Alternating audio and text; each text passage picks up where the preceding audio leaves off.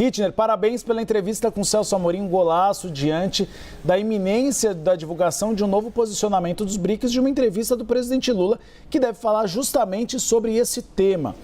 Hittner, traz para a gente as repercussões nos BRICS dessa frase de Donald Trump, fazendo uma ameaça de uma sobretaxa de 10% aos países que se alinharem a uma política que ele chama de anti-americanista. Uribe, boa tarde de novo para você. Tem uma frase absolutamente deliciosa dessa entrevista de Celso Amorim, em que ele diz em inglês, acho que ele não se recordava da frase em português, em que ele diz em referência a Trump: "Who's afraid of the big bad wolf?" Ou seja, quem tem medo do lobo mau? Num sentido de, olha, ameaça demais e não executa essas ameaças, mas se executá-las acaba sendo um tiro no pé, como ele disse. Aí é importante a gente explicar qual que é a estratégia que tem sido usada pelo governo brasileiro em resposta às tarifas recíprocas de Donald Trump. Logo no iniciozinho, o Brasil fez muita questão de mostrar para os Estados Unidos que havia um grupo de países que o Brasil chamava de The Clean Three e que eu me referiria a como os limpinhos e cheirosos, ou seja, Brasil, Reino Unido e Austrália, que se diferenciam do que na cabeça de Donald Trump seriam os feios, sujos e malvados.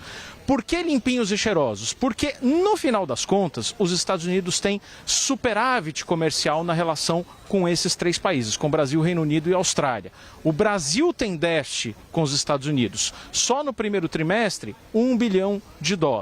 Portanto, o que está em jogo ali? O Brasil está dizendo o seguinte: olha, você não precisa me taxar mais do que você taxa o restante do mundo, porque você já atinge o seu grande objetivo, que é ter um saldo positivo nessa relação. O Brasil tem adotado essa postura e desacelerou as negociações com os Estados Unidos. Os Estados Unidos estão negociando com boa parte do mundo, não deixaram de negociar com o Brasil, mas o Brasil desacelerou essas negociações com os Estados Unidos partindo da seguinte premissa: ora, o mundo inteiro está acenando com concessões comerciais para a Casa Branca para ser aliviado das tarifas de Donald Trump, das tarifas adicionais.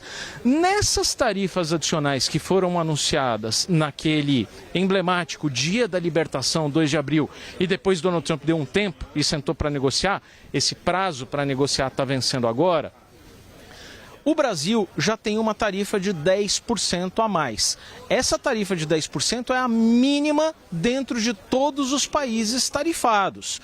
Então o Brasil partiu da seguinte premissa: ora, se eu ceder demais aqui para os Estados Unidos, como estão fazendo os asiáticos, como estão fazendo os europeus, os africanos, outros latino-americanos até, o máximo que eu vou chegar é numa tarifa de 10%, porque a tarifa de 10% já é o novo custo fixo de exportar para os Estados Unidos. Então não adianta eu me esforçar e acelerar e tentar fazer um acordo comercial para chegar no final das contas na tarifa que eu já tenho. Portanto, a estratégia do Brasil foi de calma, não precisamos correr com isso. Qual que é o perigo dessa estratégia? Quando você negocia com Donald Trump, há um fator de imprevisibilidade imenso.